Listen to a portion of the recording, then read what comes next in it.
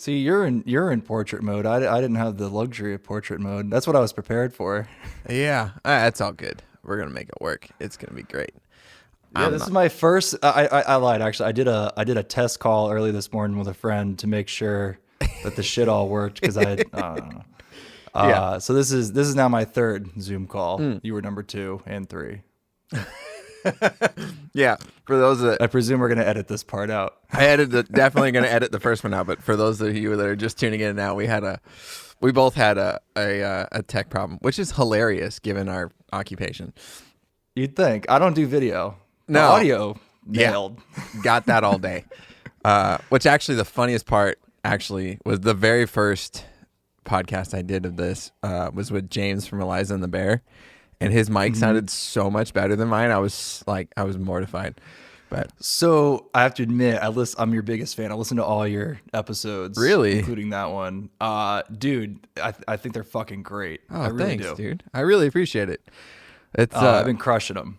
Oh, cool. That's awesome. You've been crushing them. I've been crushing listening to them. Oh man, while I work on my yard chores. That's awesome to hear, because really it's kind of like one of those things of just like, am I just shouting into the ether? It doesn't really matter, but I guess I'm just going to keep doing it anyways. But my wife was like, maybe you should just try it. I was like, okay. And then no, dude, it's good. Like, I mean, I first listened because, you're my homie, and of course I'm going to listen, but I can't stop. And I'm like today I listened to, oh man, I can't remember his name now.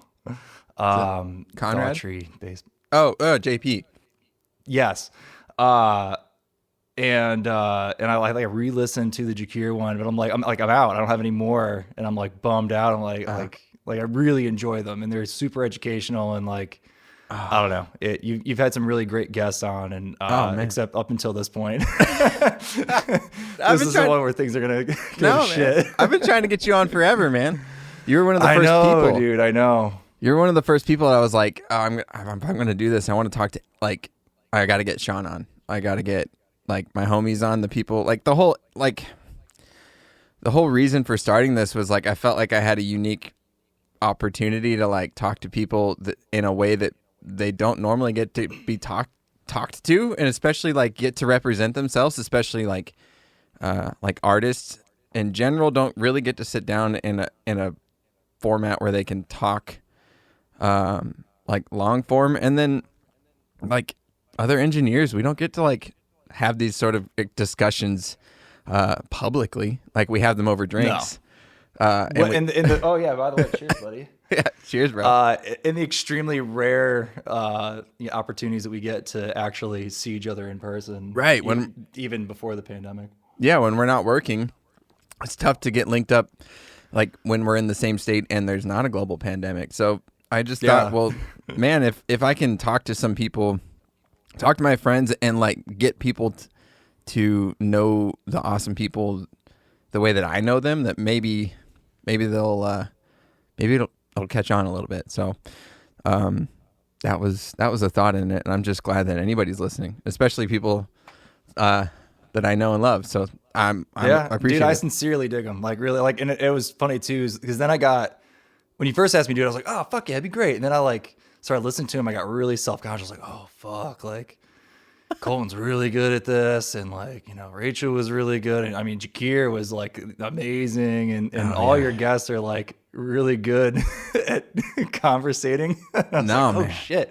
And that was the other thing too. When you first asked me, I was like, oh man, I'm gonna have to not swear, and I'm gonna have to think about what I'm saying. And the first episode, it was fuck this, shit that. And I was all right, we're good. Dude, you know me. I can't make it through 3 sentences without That's true. My wife is constantly you got to be careful.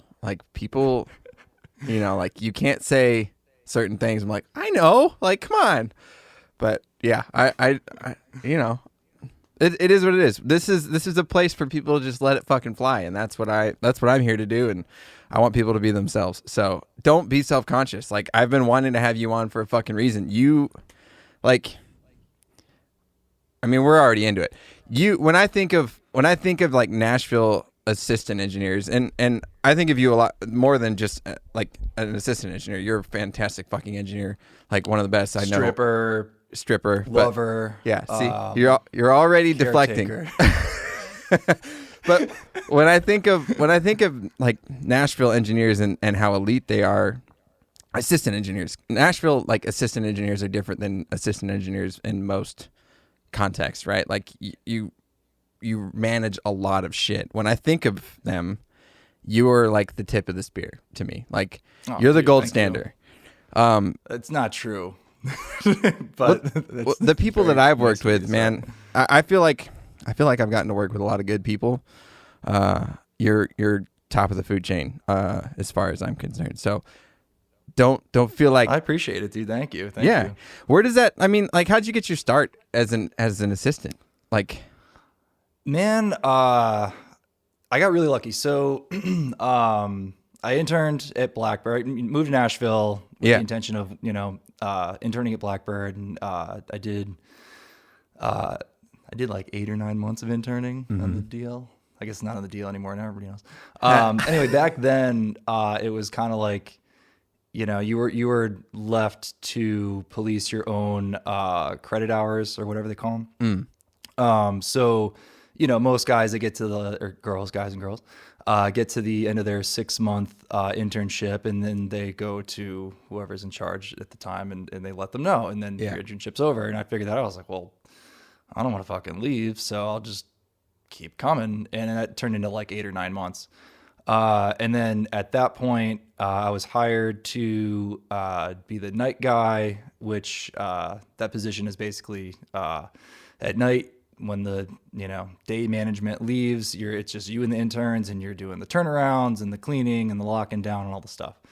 And at the time that I started that, I got really lucky because a lot of the assistants that had worked at Blackbird for such a long time, I think the youngest assistant at that time had been there for like 4 or 5 years, maybe even more. So those guys were super fucking seasoned and just like, the most badass of the badasses. Yeah. And I was able to learn from them and sit in on sessions. And then within 6 months or so, I was assisting like part-time. And then within a year that turned into like full-time assisting. And then, it was, there's the train. I turned the fridge off because I'm like, all right, the fucking audio is going to be great. And I was like, I hope that fucking train doesn't go by. There's a fucking train. Welcome to Nashville. Anyway, it's so loud in the winter without the leaves on the trees. I can't hear shit, so you're good, bro. It's on the other side of the mic, so maybe it's not echoing throughout the house. Hilarious. But anyway, I got really lucky. I was able to sort of jump into the assisting role relatively quick. Within a year and a half of being in Nashville, I was on like real sessions, shitting my fucking pants, trying not to fuck it up. Yeah, for sure. Well, you also, you got lucky, but you also made that opportunity of like, you know what, fuck this 6-month shit. I'm sticking around a little bit longer. And I'm gonna make this opportunity for myself. So, do you remember your first? Like you had to remember your first session as an assistant, or not? I don't actually. I don't really remember. There's like 2 or 3 that I don't remember which one's the first one. But I remember I remember this one.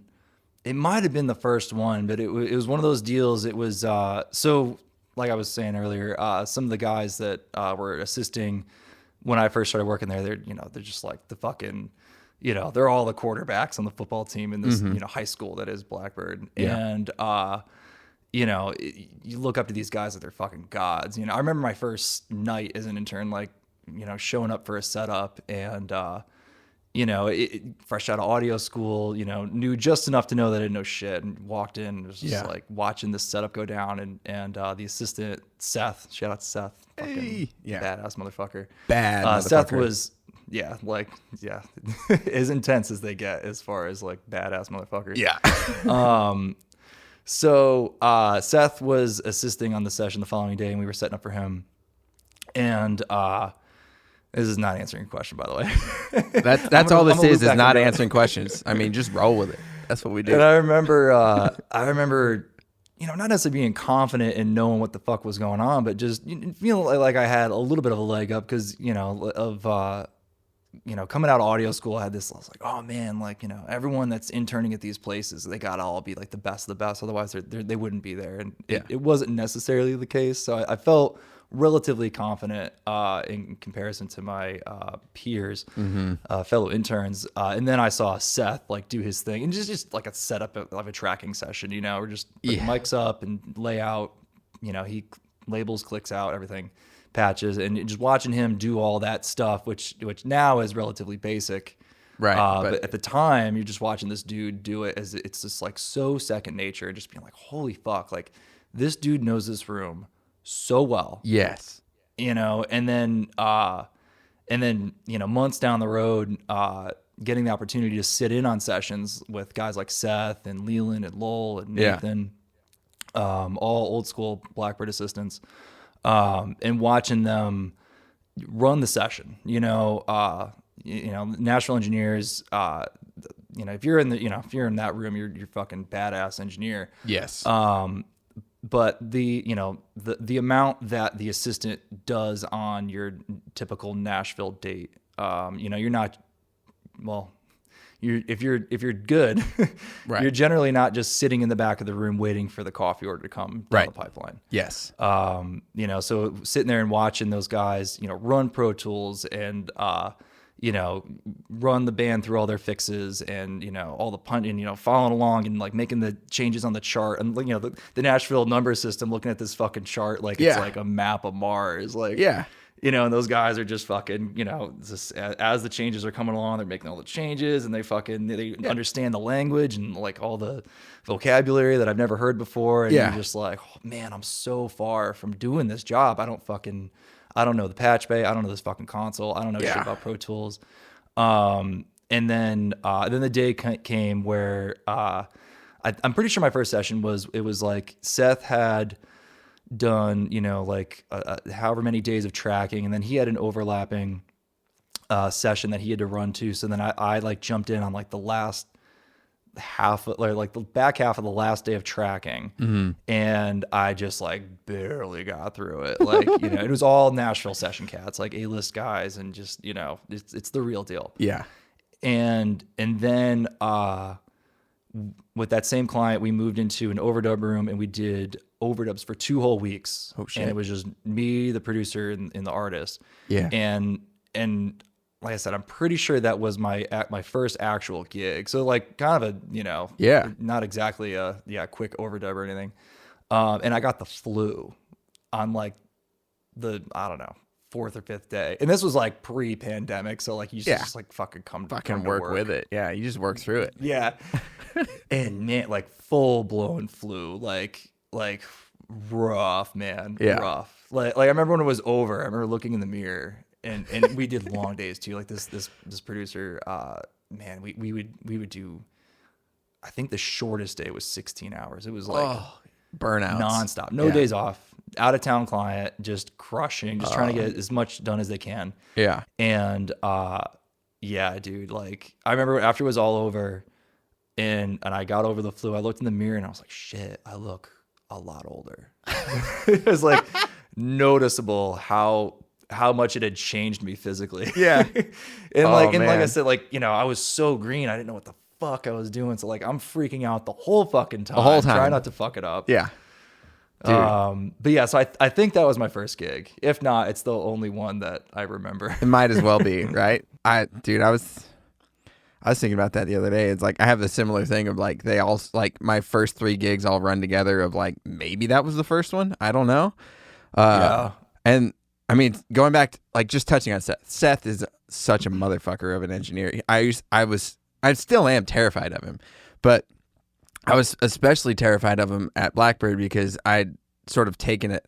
I had a different path than like everybody at Blackbird. So like I was already sort of like, I don't know. And maybe it's in my head. I was like looked upon differently, right? Because I worked for Jakir and I wasn't like on staff, but I was still kind of like treated sort of like I was on staff. And it was just weird. And like, I just always thought like, that guy, Seth he's so fucking good. He just thinks I'm a dipshit, or like, are you just like? And here's the thing, but I get it. Yeah. And because I felt the same way, but man, that's not how he is though. I know. It's wild. And then I remember one day, and you remember this because you used to have to do it every fucking time, but we would, for the longest time with sessions, we would run everything at -16 instead of -18, and we'd have to calibrate the rigs. And then we got to the point where like, oh, we're just going to, yeah, right. Then we got to the point of we're just going to calibrate the vocal. Everything else will be -18. And we'd left and didn't calibrate that one channel before we left because it was something just got missed, right? And Seth, I remember I was up in the front getting something. He's like, "Hey Colton, are you gonna recalibrate that vocal, or do you want me to?" And I was like, "No, I'll do it." But I just like the thought of like, oh, like he actually trusts me enough to do it and not fuck it up. Where I was like, oh, okay. Like he doesn't completely hate me. Yeah, that was like a small victory for me of like, oh, okay, cool. Yeah, I got it. Sure, man. He knows my name. Yeah. Seth knows my name. Not like, hey, slapdick, go fix that fucking thing. Like, hey, like, are you going to, like, he was so nice about it. And I was like, oh, okay. That's just, it's just those little things where you're just constantly like white knuckling it through everything. But dude, like, and the thing is, I don't know. And like, I feel like especially the pandemic and the shutdown and understanding how fragile all this is and how quickly it can be taken away. Like the level of appreciation that I now have for it is like, it's on another level. I'm sure. Just, being able to work in music at all. But, that coupled with in the last few years going to other studios and experiencing other assistants and other engineers and other because every studio is it's its own little world. They all got their own way of doing things and everything. And not to speak ill of other studios, if they're still in business, they're obviously fucking doing it right. Yeah. But the level of just like excellence that exists in places like Blackbird. Yes. Yeah, there's no replacement for the training and experiences I've gotten there, and the it's funny, because I was talking to a client recently about it, and they're like, man, I'm so lucky to have gotten that. I was like, yeah, man, like I mean, yeah, like sorry, I completely lost my train of thought. Yeah, no. But yeah, it's wild, man. It's like oh yeah, that's what I was explaining to him. I was like, yeah, man, I was like, for a long time, it's like before you get to that point where, you're familiar enough with everything that you're responsible for to where it's become second nature, and you can actually start to like, not relax, but not freak out, I guess. Yeah, you're not just reacting. You're not just reacting, and you're able to like be a part of the team and like contribute instead of just like, oh fuck, it's this thing now. Yeah. But it's like the years of being in that like anxiety ridden state of just like, doing everything you think you need to do just to get through the day. You get through the day and you move on, you go on to the next one. It's kind of like that for a long time until, at least it was for me. It took me a long time to fucking learn this shit. Dude. And yeah, once I finally got through that, I was able to like look back and I'm like, holy fuck. Like, I mean, and obviously like the, like I was mentioning, that learning from the assistants that came before me was huge. But now, I mean, this is 10 years for me this year. Holy shit. There. Congrats, dude. That's huge. Thank you. And yeah, just like the relationships I've made with people and just the engineers that I've got to assist and learn from, like, dude, like even guys I've worked with for, years and have these like super long relationships with, and they're not just clients anymore, they're like, some of them are like family to me. And, yeah. Even though may have like established that close relationship, it's just not lost on me. You're just like, wow, I can't believe I got to work with this guy for this long and learn all this shit. And just like the ways that those, gigs that you do with those guys, push your career in various directions. And it's insane. It blows my mind that I've gotten to do it for this long. And eventually someone's going to figure out that I'm full of shit and it's going to fucking end. Dude, I was constantly waiting for like, is today the day? Are they going to figure me out today? Today's the day. Oh, I guess not. Okay. Dude, you touched on like, I mean, you're not alone in that feeling of like, I just got to get through today.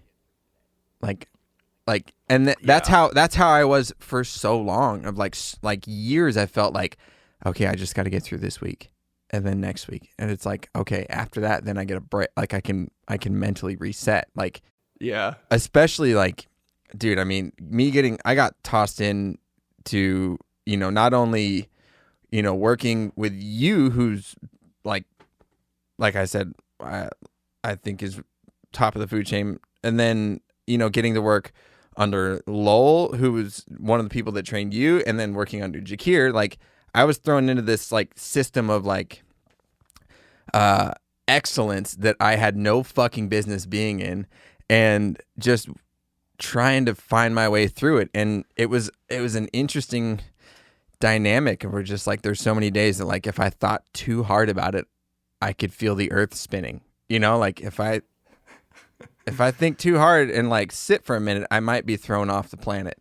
And it's like, you just got to make it through these little things. And when you come out the other side, it's somebody used to say, it's like once the game slows down for you, and it's like, it's a football expression, or I think it's a football. It's a sports analogy, but for the longest time, you're just like, I don't know exactly what I'm responsible for. Like I know certain things, but then, this other thing might pop up and, oh shit, I should have been doing that, but I haven't been, or whatever.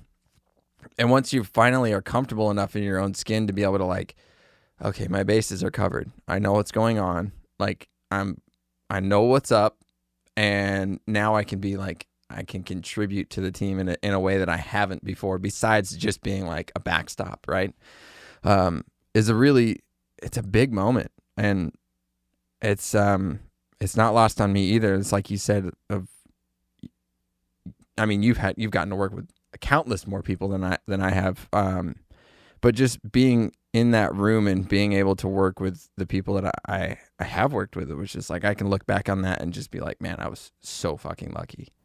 Like, yeah, we all are, man. And like, I mean, even guys that are, 30 years in, it's, and I was, the client I was mentioning, I was having this conversation with, just like, as I was like talking to him, I was like sort of realizing some of this stuff of like, you're like, oh fuck, like I really am lucky.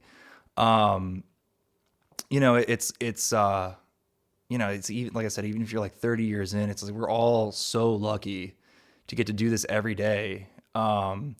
And it's kind of a shame because I feel like a lot of people have a really hard time coming to that realization, or maybe fully realizing that point, which is sad. Is like, I don't know. I feel like because once I got to that point where I was able to relax, I was confident in my abilities to make the session run as fucking great as it possibly can, at least as great as I could make it. Right. Yeah. And you're just, like you got, it's under control. Everything's cool. You got it, and you're not free, especially as like the assistant in a room like that on like some of those dates. It's, you're just nervous. You're nervous for two things. You're freaking out about them asking you to do something that you don't know how to do. And then you're worried about a problem coming up that you don't know how to fix. Right. And you're just sitting there freaking out about it the whole fucking time until it either happens or it doesn't. Yeah.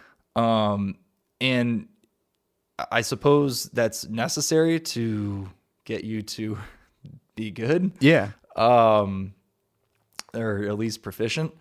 But, at the end of the day, it's like we're making music. And once I got past that point of like intense anxiety, you're just like, I don't know. I go into sessions now, and in probably the last, I don't know, however many years, and I'm like, I'm so fucking excited, Yeah. And you're so into it. And you're just like, fuck, this is awesome. Like, yeah. Like, I remember when I used to have like crazy anxiety, man, going to set. It was funny too, listening to Rachel's podcast with you, and she was talking about how she's like, oh yeah, he's fucking not sleeping shit. I'm like, I fucking know that feeling. Yeah. Like, oh, dude, You know, I've like, ground you my got a new fucking teeth client away the next day. Yeah.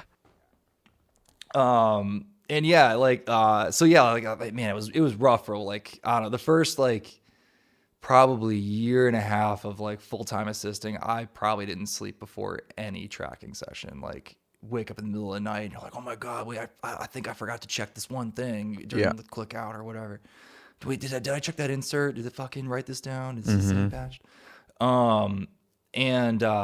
Yeah, so I think, you know, like, it was probably like, yeah, maybe a year and a half. It was like intense anxiety. And like the day of the session, you know, you can be like driving the studio, you're freaking out, and you get to and you're like, all right, like, oh, fuck it. Like, you know, I got another 10 minutes. And you get to the studio, you're like, fuck, all right, I'm here. Now I gotta like do this shit. And you like open the studio up, turn the room on, get everything going.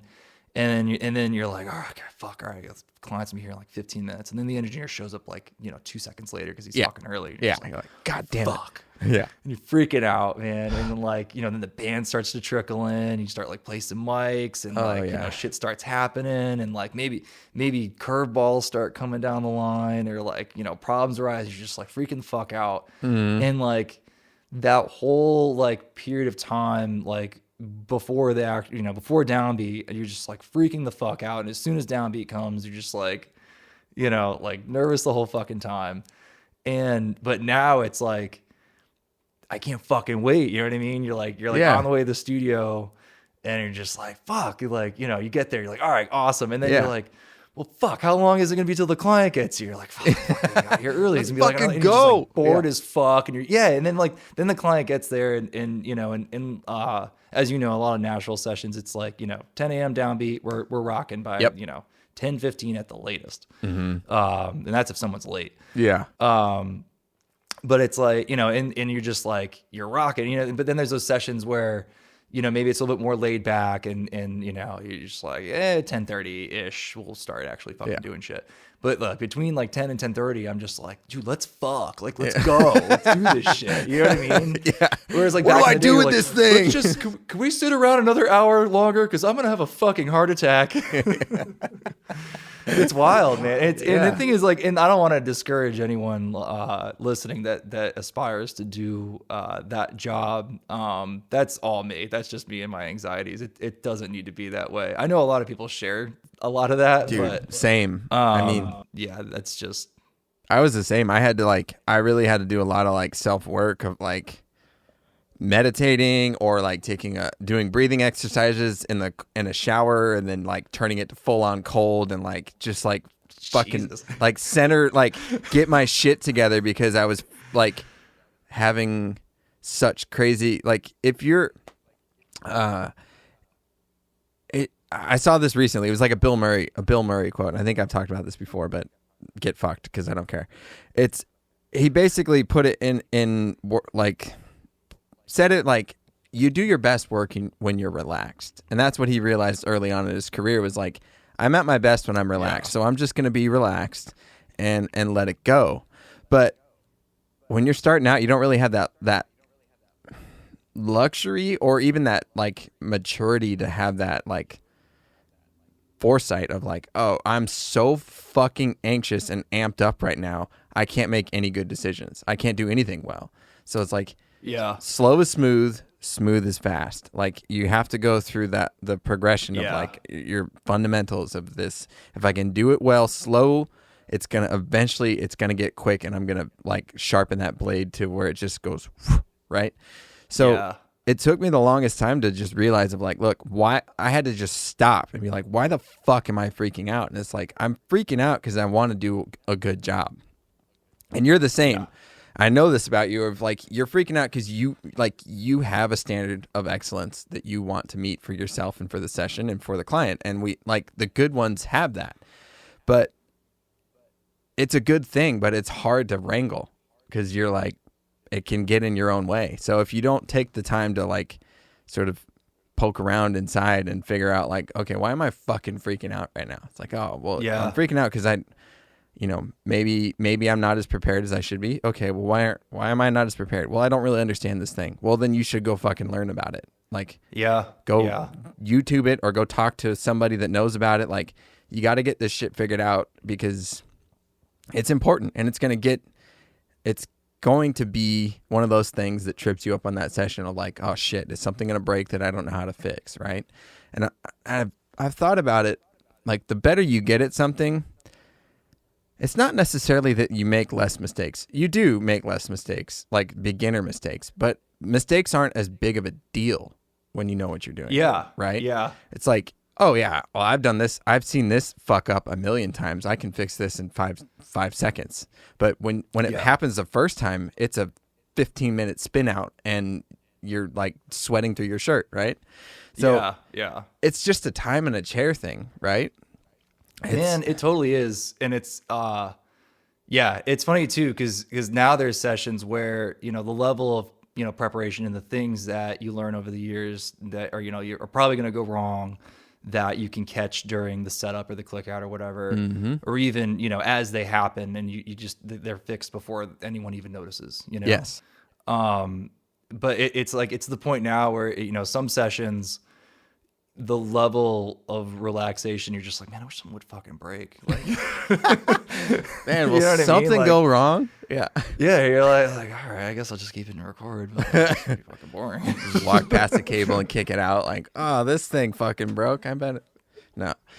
Yeah, I mean, that's a level it took me a long time to get to, and I never really, I never had the opportunity to get to while we were at Blackbird, and it took me a long time to get to that point on my own with Jakir, but like luckily it happened sort of in his home studio. Like, well, it's not his home studio, but it's a studio in a home. Yeah. And it was one of those things of like dude, my first session where I was the chief engineer, I got T-boned by an old lady on my way to the session. What car would have that been in? The Focus, the white Focus. I did not have it for long. That's right. Okay. Yeah. And then you got the Jeep. I had the Jeep before that, which was a dumpster fire. Oh, that's right. Okay, yeah. I remember the Focus. And then I had the Focus for like... Oh my God, dude. Yeah, I'm leaving. I'm on my way to the session, and I get T-boned by an old lady, and she doesn't stop. She just keeps driving. I had to follow her for 6 miles, and she stopped at church. She was going to church, regardless if she hit me or not. And she's, oh, did I hit you? What? I mean, if she T-boned you, there must have been like a going into reverse involved. Well, okay, she T-bone sideswipe, like bounced off of me, right? We're like turning. Oh, okay. I was so turning. She just fucking just going. Yeah, she ran a red light. I was turning left, and she just like boom and kept going. So I'm like fucking freaking out, but get there or call Jakir. I'm like totally frazzled because like this is my firsting gig. This is like giving me anxiety, dude. And I called Jakir and I'm like, I just got hit by this lady. She hasn't stopped. I'm following her, and he's like, dude, don't worry about it. Like, just take care of what you need to take care of. Get here when you can. But like, just of course, right? Of course. I was gonna say, yeah, the chances of that happening on that day. Yeah, and then she lied to the cops. I got fucked out of it. I had to pay all the money. Whatever. Yeah. And she was going to church, right? And then you had to get sounds and focus on that. And then I had to get tones, which it ended up going really well. But it was one of those things of like we had Ian Fitchuk on, and I think we had Eli on bass. So we had like guys that I'm like, I had been around since I was an intern, and now it's now I get to like I want to show them like. I'm not just Jakir's fucking nephew, like everyone thinks, like, and now I got to snap into it and like perform and like try to do my best work. But it's just, that's the thing. You never know. And I white knuckled it through it. It was fine. It turned out great. I'm still proud of that project, but it took me another year of like being in that room to where I would just like, yeah, whatever. On the way to the studio, like Danny's texting me, freaking out, like, "What are we gonna do?" Like, same as last time, like we developed a sort of a shorthand, SALT, same as last time, based off of an engineer that we used to work with who would just kind of do the same, and it was kind of like, yeah, whatever, do the same as last time, or it's like, or we're just gonna fucking figure it out when we get there. Look, we know the room. Like, yeah. let's not overthink this. Like, let's just get in and let it come to us. And Isn't it crazy how many people overthink it, man? Like, and as it's funny too. There's so many things Rachel brought up in her podcast, and I was like, oh fuck, I'm like, that's what I was gonna talk about. Yeah. But she mentioned especially with a new client, you got to do the get the info phone call, and and some guys, majority of guys, they're just either they'll read it off to you over the phone or they'll send you an email or whatever their mic selection is and gear and everything. But I've had some guys, and this is like the Blackbird curse because they have everything and whatever. A lot of people, they start digging into that, like, oh well, how am I going to do this because I have all this available to me, rather than just do what I've done for years and do what I know works. I'm going to fucking reinvent the wheel because I want to play with all this like crazy shit. Yep. And for a long time, I would just let them do it because I didn't know how to stop them. Yeah. But now it's, depending on the, some guys, they just, they got it, it's fine. But like, generally a lot of maybe younger engineers that aren't familiar with working in places that have that much stuff. Yeah. They get so hung up on all this shit and you're like, dude, like, do you, man? Yeah. If you like Coles on the overheads, and let's use Coles. It doesn't matter that we've got all these other microphones, like, yes, you do you. They hired you to do what you do, like, don't worry about all this other shit. Like, it's such a shame, man. Cause like, yeah. And listening to you guys, I think, oh man, I forget which episode it was, but you got into like a discussion about just, gear and just like, you don't need all this stuff. I think it was, you were talking to Jakir about Luna or whatever. Yeah. And UA and just, you being all inside the Apollo situation. Yeah. And yeah, you're just like, dude, it's like fucking whatever, man. Like that, like the mic isn't going to make the song better. Like, no, Yeah. And guess, I could go on that rant for fucking days. And guess what? No matter what you use, you're going to sound like you. That's the thing. Yeah. It's not the magician. It's the it's not the wand. It's the magician. Like it's gone.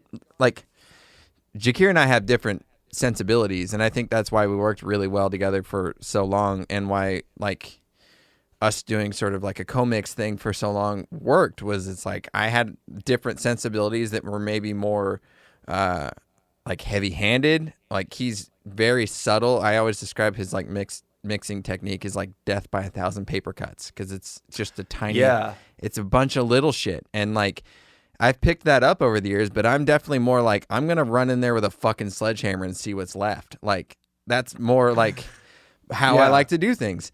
And I could work on a mix for 2 hours and then turn it over and be like, okay, like I feel good about it, and let him do his thing. And it could be 15 minutes, it could be 45 minutes, it could be 10 minutes. I walk back in when he goes like, hey, will you come listen? And it sounds like a Jakir mix. And and that's like, even if it's something we didn't track, and it's the same with like, it's same for recording. If you get in and you start getting mesmerized by all the gear, and that's like sort of the analysis, or the paralysis by analysis that happens at Blackbird, is like, there's so many fucking options. I don't know what to do. I'm just going to pick them all. Like if you get in and you start like, oh, I'm going to use this 251. I've always wanted to use one. Well, if you don't know how to use one, or you don't know what it sounds good on, like don't use it. Or ask your assistant, like, hey man, what do you like this on? Oh, I like it on acoustics. Yeah. Okay, well let's chuck one on the acoustic, and I'll have my trusty, 414 for standby in case I can't get it to work. But if you get in and you start doing all this shit that you don't really know how to do, you're going to sound like a worse version of yourself. Yeah. Yeah. And the other thing is too, and not to say that Blackbird's maintenance department is fucking amazing. Richard is a god among men. Seriously. But the shit's fucking old.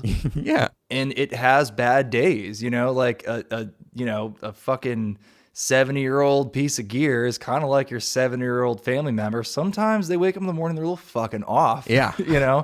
And unless you're familiar with those microphones, you may not notice, and you may be so, preoccupied with everything else that's happening on the session. You may not notice that, yeah, you got a 251 on the vocal, but it doesn't sound as good as maybe a fucking SM7 or whatever. Yeah. That particular 251 is just not rocking it today, or it needs to be sent to Richard to be magically fucking brought back to life. Yeah. And I run into that a lot, like you go through like these, extensive, vocal mic shootouts, and people like, oh, listen to that, oh, and they're only saying that because it's the fucking 47 and it's 67. It's like, oh, that's Johnny Cash's 57 or 47, and you're like, man, like when we Pepsi challenge this and actually listen, I guarantee, and every time the fucking SM7 wins, you know what I mean, but like. All these people that get so fucking just hung up on oh my God, that sounds so good. And you're like, does it really though? Yeah. Does it really? Or does it sound good because you know what it is? Or does it want it to sound good because it's expensive? Does it sound good because Gear Sluts told you it was going to sound good? Like, it's that thing of like, oh, I read that, fucking Stevie Wonder cut a vocal on this. And it's like, well, yeah, but Stevie would have sounded good on a fucking trash can. Like, it doesn't matter. Like, yeah, so many. It's funny. I try to explain it to people. Like, I compare it to like cars. You know what I mean? Like, yes. Like, I love old cars. Fucking love old cars. But they're old fucking cars. And there's an experience to driving an old car. But right, like you're not gonna be driving a fucking mid 60s whatever and be like, oh man, this fucking thing drives great. Handles like a dream. Yeah. Corner's great. You think it does because you're so fucking into the fact that you're driving this cool old car. But like, you jump in a fucking Tesla and tell me that the 65 fucking Fairlane is awesome, Yeah. That Tesla's going to blow your fucking mind. Yeah. And I feel like it's that way with gear a lot, and I love the your question of like the most overrated piece of gear, and you keep like shitting on the Fairchild, and it's just like, and I love Fairchild. It's a good one. Yes. And that's all, obviously I would never fucking have one, or I would never buy one. No. Even if I had infinite, money to spend on it. No. But it's, in in the right situation, and it's a healthy one, they're fucking great. They're just as good as the plug-in. That's the thing. It's like, yeah, a healthy one is just as good as the plug-in. And in the plug-in, I can have as many as my computer will handle before it shits the bed. Okay, yes, like a good healthy one is, there is a magic to it. Like, I'm not going to say that, there's something to it, like mixing on a console, there's something to it. I'm not going to argue it. And I'll probably never voluntarily mix on a console ever again. No. You know what I mean? But I get it. No, I think your analogy with the car is perfect as I can really make it, because yes, there's a nostalgia that comes along with doing it the old school way. I'm shifting gears. It's no power steering. I got to fucking work for it. Like, I got to work to get to work. I'm driving this fucking car. Like, I am driving, right? But if we're talking efficiency, time, money, creativity, and all the shit that goes into making a record now, like, dude, if I can fucking floor it in a Tesla and snap everybody's neck, like, let's do that. Because, well, you probably, I've even used the old car analogy before with, like, people with the argument of, a lot of young guys coming up, they're like, oh man, I gotta mix on a console, because they read it online, and the guys that they follow have consoles and have the the studio and the facility to mix, purely analog or whatever. And I'm like, okay, like, I have an old car and I fucking love it, and I often drive it to work, but it's not my fucking daily driver, because I gotta get to the fucking session. Yeah, you know what I mean? So it's like, if you're trying to fucking get to work, like, just fucking get the Tesla and it'll be fine. Yeah, and that's the thing that I often, like you said, you find with young engineers, and you find it a lot with younger bands too, of like these bands that get so enamored with like Jack White doing everything to 1-inch tape or whatever, and it's like, yeah, because it's fucking Jack White, bro. Like, it's that's his aesthetic, and that's like, he's built his brand around it. It's loose. Like, you're a pop band. what are we doing? Like, let's not track the tape because you're going to do a million fucking takes because you're used to doing an infinite undos in Logic at home. Like, this is not the way to do your record. I know you want to do it that way. It sounds romantic, but the hard truth of it is I've only worked with a handful of bands that could really do a full tape session. Yeah. And the hybrid thing hard. is fun, you know, like doing 3 takes or whatever, and then dumping, and then, you know, then working from the Pro Tools. But I think that's really the only way to do it these days. Like, unless you're working with a band that is familiar with the limitations and they embrace the limitations, they understand, you know, everything that goes into the whole tape thing. And that's awesome. I would love to do a project like that if I could find tape that wasn't total dog shit. Right. They didn't just like fall apart out of the box. Yeah. But I don't. It's unfortunate, and you know, we can thank Dave Grohl. Nothing against Dave, but like we can thank him for that. He just really fucking like. Took the of tape course, thing the to Foo Fighters sound stratosphere. rad on 2-inch tape. Of course, because they're Of fucking course, murderers. because they're and they had, you know, Butch Vig. Yeah. That was the man. And like, okay, let's dog on this. Okay, so you know, and it's fucking phenomenal documentary. But when they are like, oh yeah, we're gonna do this like fucking in our house and all this shit, and then you just see like this 1608 getting rolled in, and then like multiple 8 racks of 1073s or whatever, bunch of fucking Pultecs modules and like all this shit, and then I think they were 827s or whatever tape machines they were, just like, you know, they were the best of the best of the best shit you could get. Yeah. And James Brown's engineering. I was gonna say, you got like James Brown engineering and like the fucking, you know, and they spent like tons of time getting sounds because they had the time and the budget, and you're just like, okay, cool, man, like, yeah, if you want to fucking do that and you have that kind of money, like, let's fucking do that. Like, you want to book me for 5 months? Right. Fucking hey, let's do it. But you know, want to in pay 2021. Yeah. You want to pay James Brown rate for that long? Okay. Yeah. Yeah. I'll do it. I'll move to fucking Siberia for like, a and everyone's month. like, oh man, that record, you know, and that's really the, you know, and that's actually, okay, this is one thing I can say that he did James and Butch a huge disservice in, you know, like that whole documentary. They just, they really put like a huge, you know, they like the tape was everything. It's it's because it was on tape. It's because on tape. And I was in audio school when that record was made and it came out. And I remember, like, especially like being in audio school at the time. I was like, you're like, tape. You know, like, and I knew who Butch Vig was at the time, and I don't think I knew much about James at the time, but it was like, you know, they made such a big fucking deal about this record sounding so fucking awesome because of the process, right, rather than the hands. And you're just like, dude, no, like, you're one of the greatest fucking rock bands ever, right, and you have one of the greatest producers and engineers fucking recording you, like. You could fucking do it like, that's great that you did in your fucking house, but it doesn't matter. Yeah. like, dude, like that record would have sounded tits on a Tascam like 2 cassette machine. Like, it would have sounded great because it was great. That's the thing. It's too much of the time people just get too enamored with the gear instead of the process. And sometimes maybe it's even a bit. Now that I'm thinking, like, saying it out loud, maybe it's a little bit of like an insecurity thing of like, this is going to make me better. You know, like as an artist of like, oh, this is going to be the thing that like really elevates the song, instead of like, well, no, man, if the song's good, an iPhone recording will do. I've released somebody's, like, I was hired to retrack a song for somebody. It was like a long time ago. And they sent me the demo. I was like, what is this? Like, we just recorded it on our iPhone. I was like, this is fucking awesome. Because it was like a Delta blues style song, like an old dude that just like never played the same thing twice. Even if it was the same song, it was different every single time. I'm like, dude, what are we doing? Like, I hate to talk myself out of money, but this is great as it is. Just put it out. Yeah.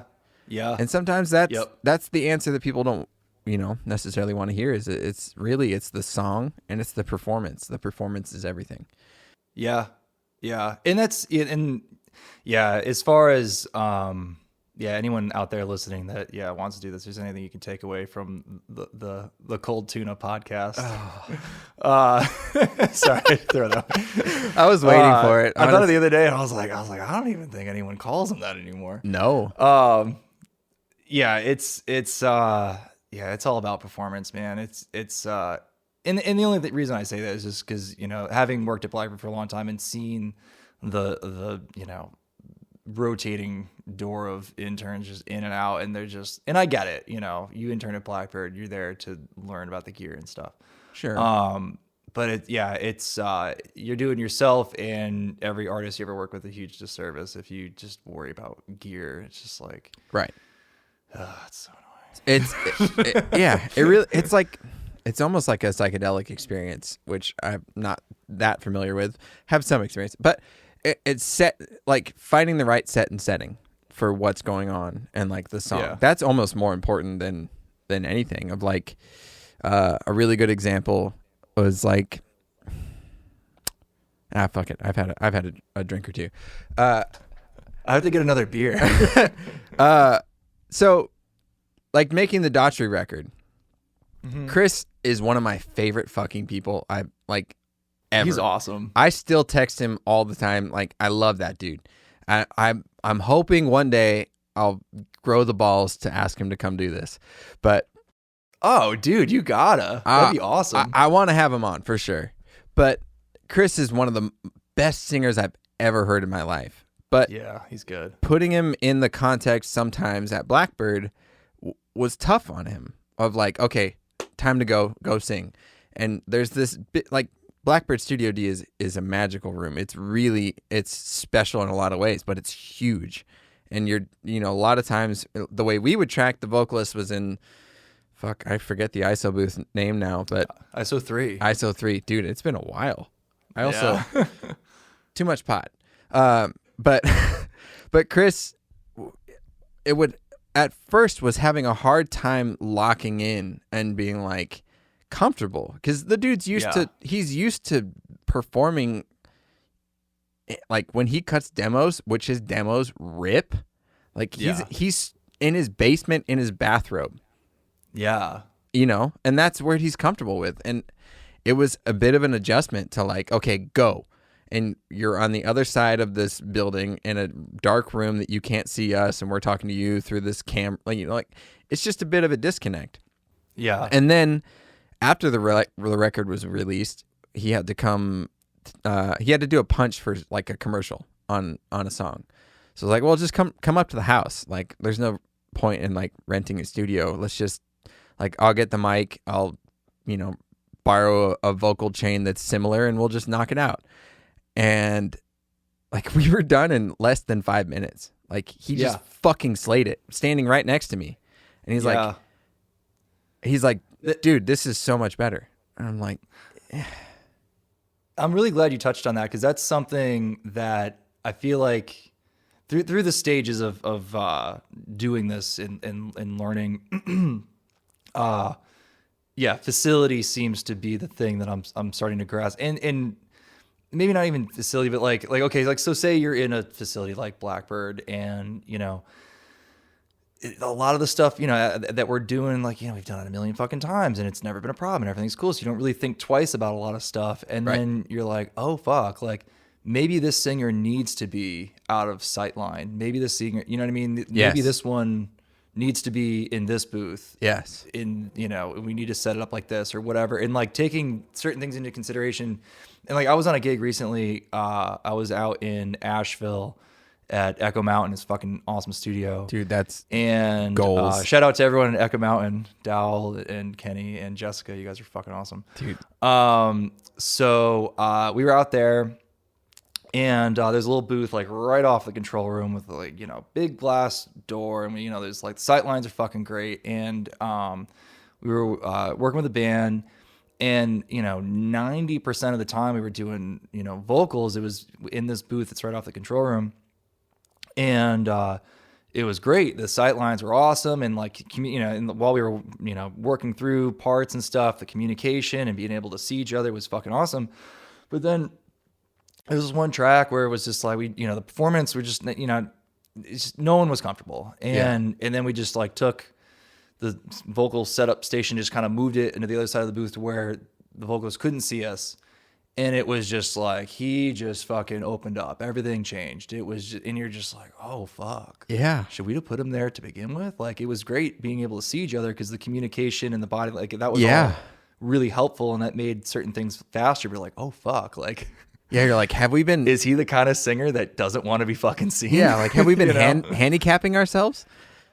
Yeah, and it's like, in so often you're so worried about sight lines and being able to see the singer from the control room. Oh, I've been chewed out for when like one person's like the singer can see, 3 out of the 4 members, but the fourth I was there. Oh yeah, you were there. I don't remember what gig it was, but I remember that. Moon Taxi. That's right. I gotta stop drinking on podcasts because I'm just talking shit. No, but the thing is, I remember that fucking day, and I think about that shit every fucking time I set up now, because that was a prime example of like, I think our layout was slightly different than normal because of whatever the instrumentation was. Yeah. And we just didn't think about the fact that, there's like a 6-inch adjustment here, 8-inch adjustment here that made the sight lines just slightly fucked. Right. And, like I fucking don't blame anyone for like being like, what the fuck? I can't see shit. You know what I mean? Like, and it's just like, so now it's like, ever since then, I fucking stand at that vocal mic and I make sure I can see every fucking set of eyes. Like, cause like, especially like, and I'm sure that was another like fucking, midnight turnaround we were setting up for. It was the Jakir gig, which was, a lengthy process. Our setups were fucking intense, bro. Well, I mean, to camp out in that room for that length of time, it was like, and to be able to hit go the minute everyone walked in, it was like, yeah, it definitely. So, like that night before, it was like, okay, fucking here's the vocal mic, let's get the fuck out of here. Yeah. So like, like the attention to detail of the little things, man, like that's the shit. And yes, and remembering to maybe ask the artists, and of course I can't remember who it was, but on one of your episodes, one of the guys was talking about like the, just being like awestricken when they walked into like D for the first time. Oh yeah. That was Rory. And that's, Rory from Sunset Suns. Yeah. And by the way, who didn't mention me at all? He's like, oh yeah, fucking you asshole. And Lowell, and I was like, I was there. Fucking dick. But like, it's okay. I just like screamed and threw my phone, but it's fine. I do love those guys. Those guys are fucking awesome. I love those guys too. But like, and especially like I don't know, I don't remember when that was, but it was a long fucking time ago. And I'm sure that was like when I was still trying not to fuck anything up. Yeah. And it just being like cognizant of like, oh shit, these guys, like maybe they've been in a million fucking commercial studios and this is like a day at the office for them, but maybe not. Maybe they're freaking the fuck out and maybe they're afraid to say anything that's going to require me to do any extra work. Right. So being like, like all my favorite fucking engineers, man, like they're so accommodating. Yes. And I don't know. I feel like that's, of all, like I said, like going through the process of learning this, there's always these things, for a long time it was like, I got to get fucking good at Pro Tools. I got to learn this shit. And I would fucking drill that shit at home and all, and I feel like in the last, however many, sessions or whatever, I've tried to learn, especially in situations where you're working with people that aren't, triple scale session players and who will fucking tell you what they need, it's their job to tell you and it's your job to fucking do it. Yep. But yeah, like, it's an important part of the gig to think about the things that it's not your job to think about. Yes. It's look, it's a glorified customer service job. If you really want to break it down, I mean, like if you have good customer service, like you will thrive in this if you have any level of aptitude in tech. Like the tech shit you can learn. I mean, look, coming into the gigs, like for me, like I was used to like just piecing shit together in Arizona. Like when I worked at studios, it was like, this shit's broke. Like this is like, fuck it. Let's just make it work. Instead of like, with Jakir, it's like, why is it not working? Like, let's fix it. Oh, I don't know. I was just like, I was used to workarounds, right? Yeah. And I wasn't the most techie when I got there. And that's still, I feel like, not my biggest strong suit. Like my biggest strong suit on a session is getting in and just being able to bust balls, have like, it's sort of like you're a court jester, but also like I'm going to break tension while doing my job because like, are you good? Like, can you see everybody? Like if you can't, tell me, like, let's move you. Like this shit doesn't matter. Like the only thing that matters is if you're comfortable. The sound is secondary. Like all the other shit, the tech stuff is important, but it's not as important as being able to identify what's going on with the band interpersonally, with the band and the producer and how they're communicating, how the producer and the engineer are communicating and how they're communicating with you. Like being able to track and trace what's going on between everybody is the most, well, maybe that's just my perspective because that's how I was able to survive. But I feel like that's one of the most important things in the job is just to like understand people's headspace, anticipate a need, and help guide them through it. Yeah. Yeah. And I'm glad you touched on that, like being the jester. Like personality is so much of this gig. And it's like, especially for me, I'm like relatively like shy and intrusive, like around new people. For sure. And that was something I had to learn to like kind of break out of because, especially in like the Nashville session community, you know, amongst like the session players and the engineers and producers that work around those guys a lot, they're also familiar around each other. Yes. That, you know, it's obviously you don't want to like fucking, you know, be Mr. Personality and like, you know, whatever, overstep. But like, being like really quiet and timid, it's just like, man, if you're afraid to ask what they fucking need, you know, or get the information that you need to do your fucking job, then you can't do your job. Right. And guess what? By the time they tell you, it's too late. Like you're pit. Yeah. Like, and even little things like, I've in the last year and a half or whatever, I've been working with Justin Niebank a lot, and I'm only dropping his name because I fucking love him to death. He's the shit. Amazing. And I was working with him. I've been working with him a lot recently. We were out in Asheville for a few weeks, and especially like those are the opportunities that I feel like that's when you really learn some shit. You know what I mean? Like being a staff assistant in a place like Blackbird, you work with a million guys a few days here and there. Right. You know what I mean? But for a long time, you know, like if I worked with the same engineer for more than like a week, it was like, whoa. And then like the first guy I was able to like establish like a relationship with and spend like a lot of time like in the chair with was Nico Bolas, and who's like my audio dad. Fucking, you know, he's can't say enough great things about Nico, and just the things I fucking learned from that guy, dude, I use every fucking day. And just like the level of like accommodation that he brings to a session, and just like everything and personality, and it's so fucking important. And I saw Justin do something recently that reminded me a lot of like the things that I would like really try to pull out of the Nico gigs. And it was you know, it like a lot of times like, okay, like, you know, you're in the middle of something, you're doing whatever and recording whatever, and you know, okay, there's a problem arise and you need to fix it, and it's going to take 30 seconds to a minute. And a lot of engineers will just sit and wait for you to fix it. Mm-hmm. And the talkback goes silent, and the singer sits there like this, and they fucking wait in silence, and they feel like a fucking idiot because they don't know if they're even supposed to still be out there. Yes. You know, and I used to see Nico do this a lot, and I don't know, at the time, I remember him doing it, but like recently, I said when Justin, we were in this gig and like something went down hard, and it was like, you know, session fucking oof. Yeah. It was like a 5-minute fucking delay. I forget what it was. Piece of gear went down. I don't know, something got fucked up. And, you know, it took a second, and I mean, he just fucking just was, luckily the mic was still open. There was two-way communication, and he just starts this conversation with whoever was in the booth, and they get into this conversation while, like, you know, the assistant was like scrambling at the patch bay, and I'm sitting there just like, oh fuck, fuck, this is taking too long. This is taking too long. Yeah. And, but he's like cool as fuck. And he has this super great conversation with the dude.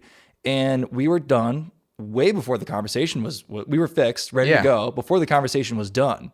So they very naturally finished the conversation, and then we moved on, and no one even remembered that we stopped to fix a problem. They just remembered that they were telling funny jokes. And you're just and those are the things, man. It's like, you know, like learning from guys like Justin and Nico and you know, all the guys in Nashville, like Steve Marcantonio and Ben Fowler, and you know, like, you know, the years that I got the pleasure of working with Shakir and like all these fucking guys, man.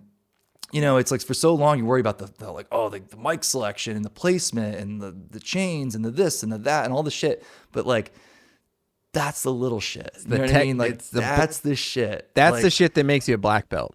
Like that's black belt level shit of like the smoke and mirrors of like, or even just the simple fact of like, maybe, I don't know what's below a black belt, blue belt.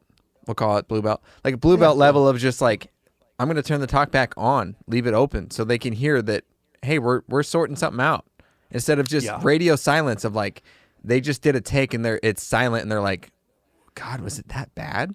Like, what the fuck's going on? Yeah. Oh, you know? my God. Like, if there's anything that fucking dude. Yeah. It's just the shit like that of all like, the fucking time. Don't leave the guy hanging, man. He's bearing his soul in there. You got to let him know what's up. So one of the best fucking things I ever witnessed was in Nico, the man was born to fucking bring guys up in this business. And I if there was anyone that I needed to cross paths with at the time that I crossed paths with him, it was him. And like he brought me from here to here, dude. And I remember this one time we were making a record and we had a day off in between, and he brings, you know, and of course, you know, he's from LA. He lives in LA and he was in Nashville, so he has like nothing to do during this day off. So he takes it upon himself. He's like, I'm gonna fucking come in and like whip some motherfuckers into shape. So he brings all the interns in, and he's like, you know, you guys want to learn how to do this shit. So, you know, we like brought up whatever track or whatever, and we just like stick a microphone out there, and one at a time, he had each intern go out and just like wave a tambourine to the track or whatever. And while they're out there, him and me, he's like, he mutes the fucking speakers and they can see us, perfect line of sight. And we're just fucking shooting the shit, talking about whatever and laughing it up. And then the fucking track runs out. We don't even notice. Yeah. Track runs out.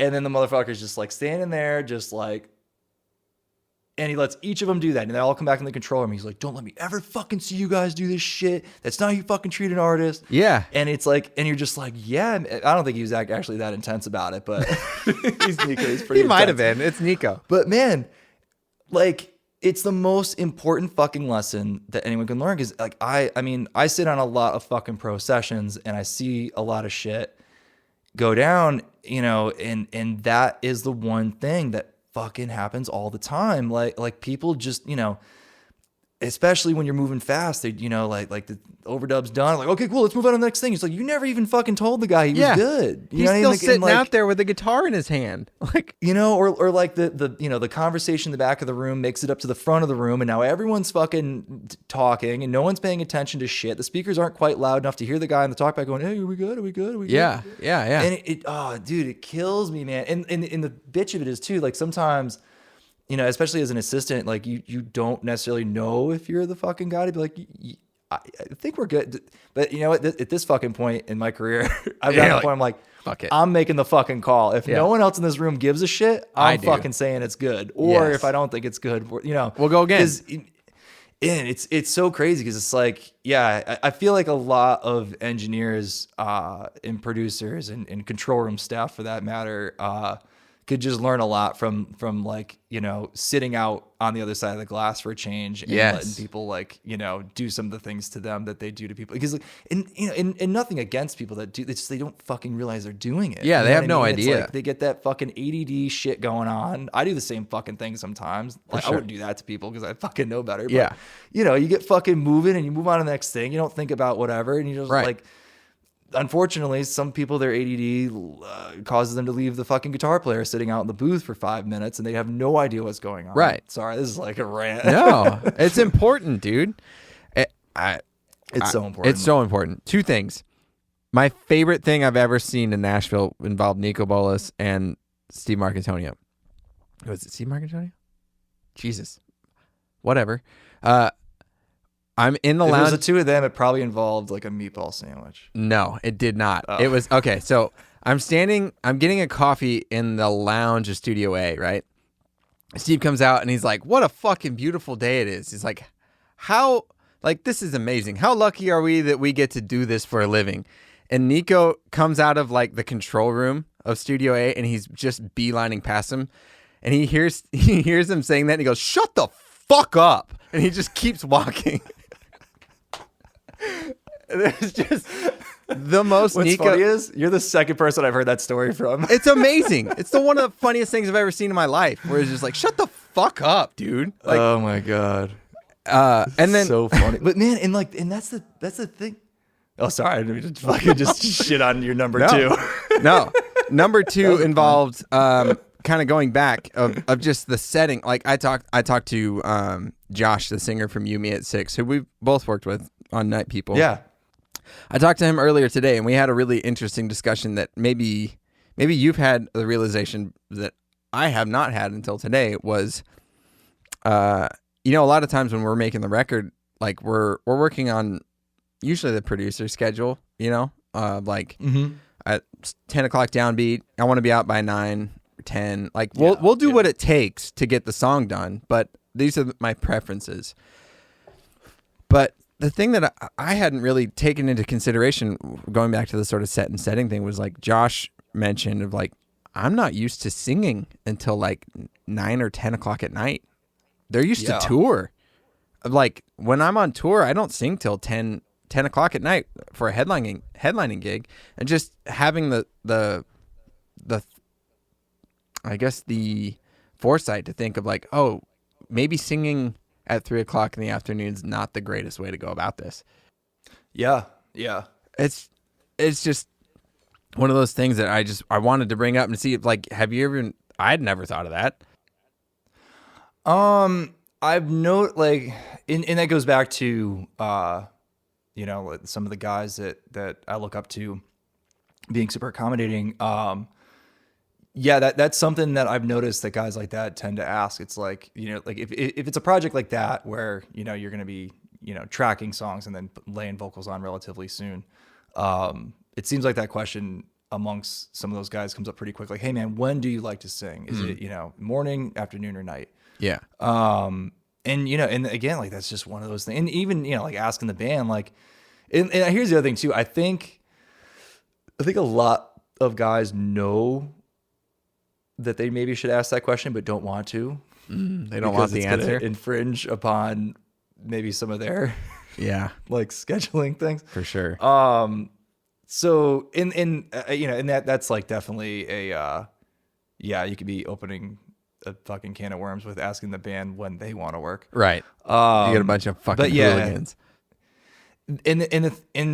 But in like, to what you're saying, it's like, some singers may not think to ask or be afraid to ask or bring it up. Be like, man, I don't want to fucking sing in the morning, or I don't want to sing at this time, or whenever, you get into the rhythm of the project and you start doing like the vocal overdubs at a certain time of day. And especially, a lot of younger guys working with guys like, Jakir or Justin or Nico. And if guys like that don't ask or don't make a point of it to make a decision on one, and it just, I guess we're singing at 3. Yeah. And they're probably just a young vocalist will probably just assume that is the process and this is the best time to sing because that is when he said to do it and that he's the guy. You know? They're like gods. Yeah. And that's as important as asking what side of the fucking, you know, chair do you want your cue station, you know? Right. That's another thing. I mean, the little things, like we said, it's the details. Yeah. We assume that it's left, but sometimes it's right. Sometimes. Yeah, you just never fucking know. Going back to assisting things. I don't know why I picked this up. What? I wish I had something to pick up. Yeah. A flashlight. A flashlight? Oh, a flashlight. Okay. I have a flashlight. What do you think makes a good assistant? Or what qualities would you look for? Or what would you tell somebody that like, hey, these are some of the keys to being successful as an assistant and ultimately being successful as an engineer, because I mean they go hand in hand. The main thing, so what I tell a lot of guys, especially like in the Nashville scene, that, you know, they want to take the path that I took. They want to, you know, intern at the big commercial studio and, you know, assist on those types of gigs. And in those situations, it's, you know, it's not the small rock studio where, you know, we might get a track today. So it's like, I always tell people, it's like, you just got to know your fucking shit. You know, if you don't know it, then you got to learn it. You got to be a Pro Tools fucking monster. Mm-hmm. And I mean, this pretty much goes for anything, but in those situations where you're in these commercial studios where fucking time is money and you only have so many hours in the day, especially on, you know, if you're working in places where you do a lot of like string or big band sessions, it's like, you really got to fucking have your shit together. If you don't know your shit, you're done. Like, you're gone. Yeah. You don't really, there's not a lot of second chances.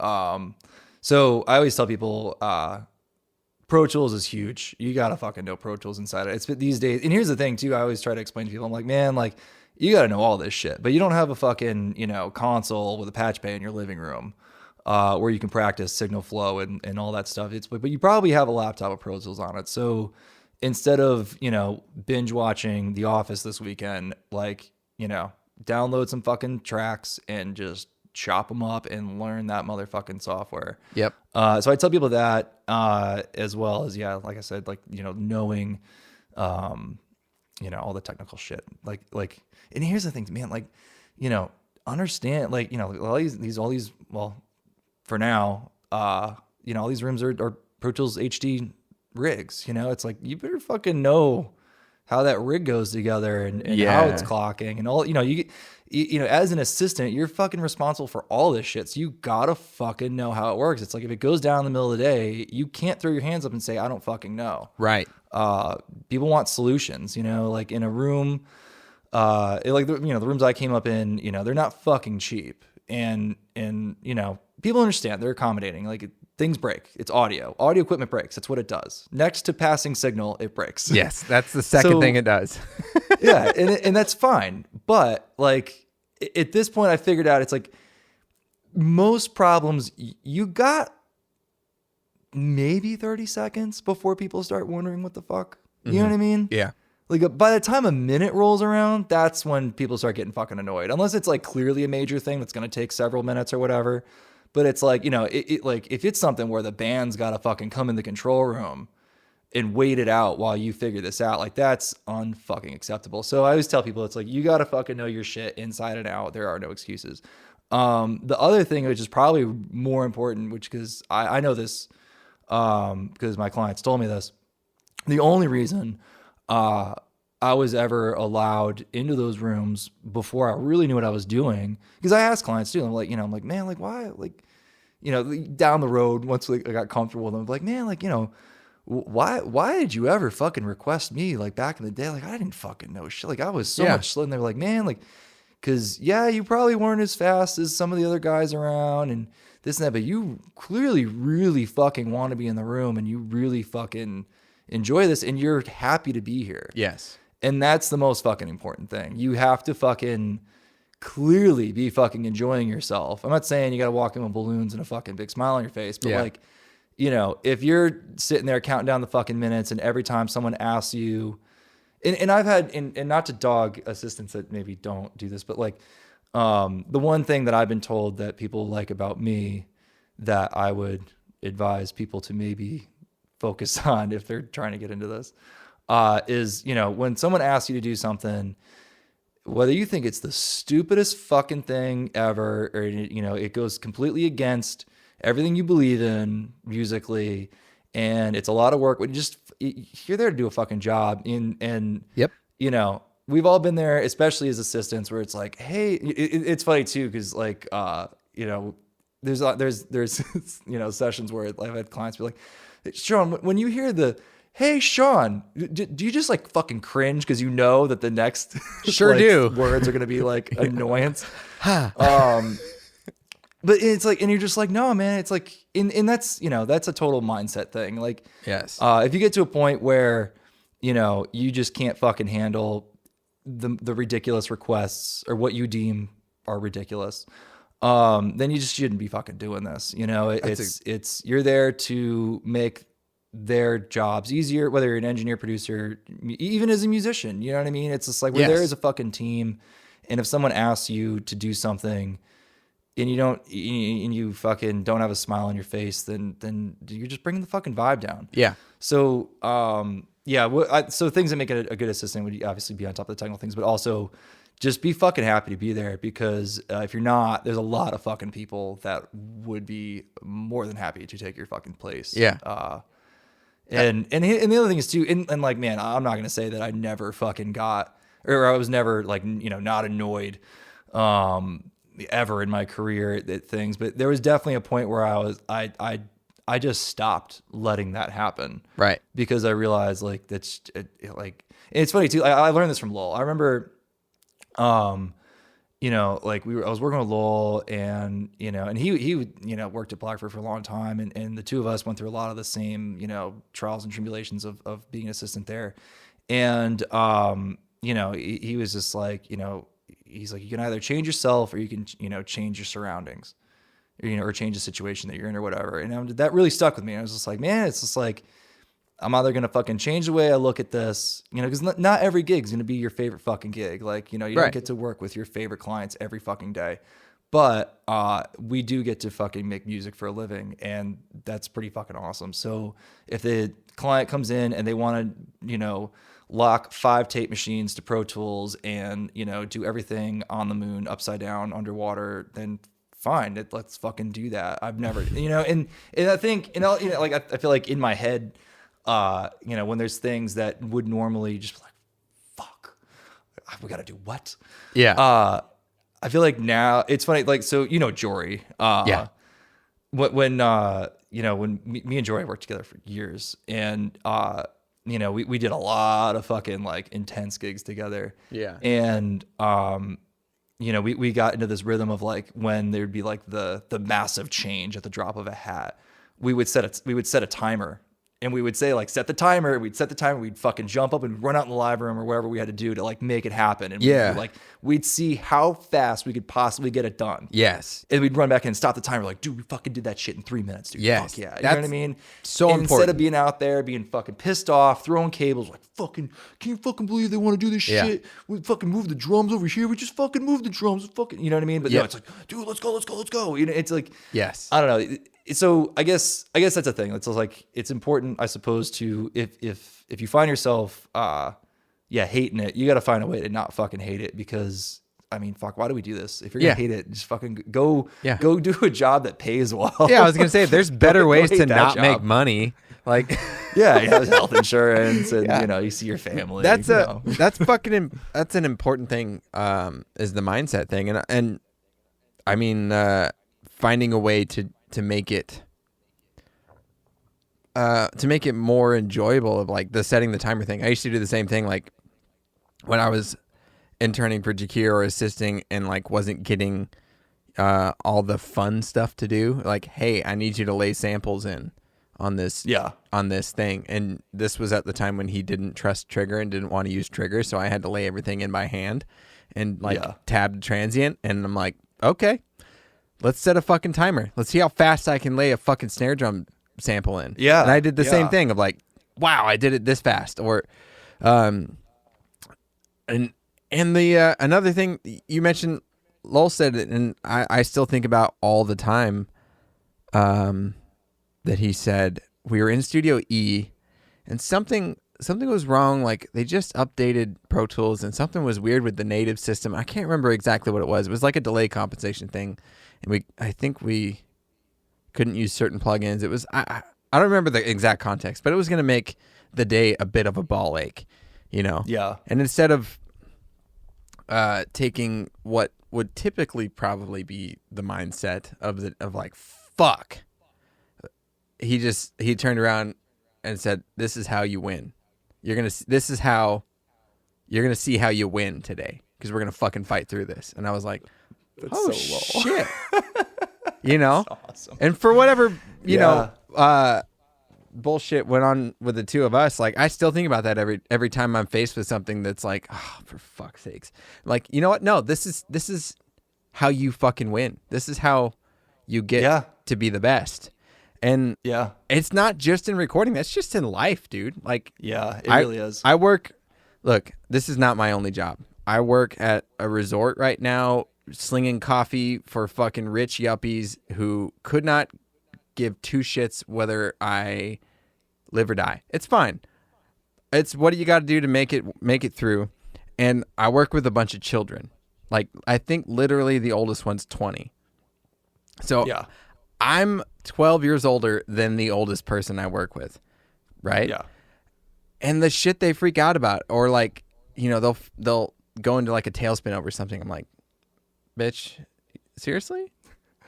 They're like, why are you so calm? I'm like, do you know what I've done? Do you know the things I've been through with the shit I've seen? Like, I feel like I'm talking about Nam. Like, no, this is what you got to do to win. Suck Donnie, it up. This isn't Nam. There are rules. Yeah. So no, I love that answer, man. I think that's great. And I took notes for this that I wanted to touch on. I haven't looked at fucking one of them. So That's awesome. That's awesome. That's I was going awesome. to, then I forgot. I love it. This is good. But I want to move to, actually, two things. Before I move to rapid fire, tell me about this fucking mobile rig you're building, because this thing's... I'm so excited you asked, because that's what I was doing today. All right. So and I was gonna segue off of, you were talking about we were talking about Chris and you know, recording in the house rather than in a studio. Yes.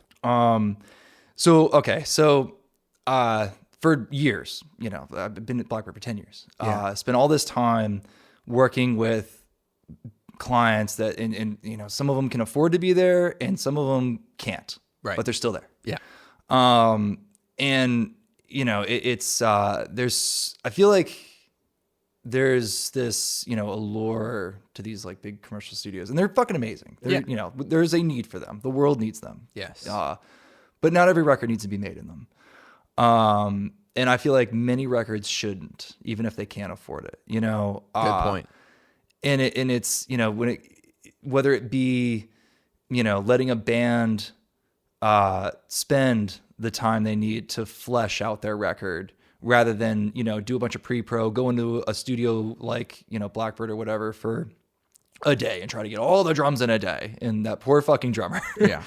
You know, and then go into their studio and then overdub everything or whatever. And it's like a band like that is forced to do it, you know, make their record that way, rather than camp out in a location, and let the record grow. Yes. And evolve. Oh, excuse me. I drank too much beer. And go through that process like they used to, you know. Like I had the pleasure of working with a band in 2019, and we spent 6 months making a record. Holy shit. Yeah, my longest stretch by far, you know. And you know, I mean, generally speaking, I mean, if I get like 5 days with the same client, that's like, holy shit. You know, 2 weeks every now and again is, you know, yeah. I did 3 weeks with a band I did 2 3-week stints in Asheville with 2 separate clients, and it was, completed record out the door, and going through those processes of watching bands make a record start to finish. And you do that. You did that way more than I ever did. The majority of my work is, I track it, it goes out the door. Right. Like I generally don't see projects, through start to finish. Yeah, that's almost all I did. Yeah. So years ago, this is like probably 4 years ago now, I started piecing together the idea of just like, man, I need to bring the capability to these people. I need to put the gear together. I need to make this more because it's like, all these bands around town, that I would go see, they couldn't afford any fucking studio in town, let alone Blackbird. Right. The rooms that I knew the best and felt most comfortable in. So I was like, fuck, if I want to record that band, then I need to bring it to them. I need to make it accessible. Yeah. So I started piecing together gear, and I had the idea of it being like a mobile situation because I had the desire to capture things in the environment. And it was like the first project I did. I like it. It was funny too. It was like advertising it like it was like this like bulletproof thing. Like, oh yeah, we'll fucking come to you. But I didn't have a vehicle. I didn't. I had a console at the time. It was like this big fucking thing, and it was like we did a record in.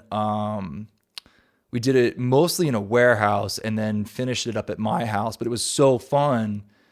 All the stuff we did in the warehouse was just like I never fucking worked in a warehouse before. Yeah. And that was the other thing too. Is like, it's so easy to.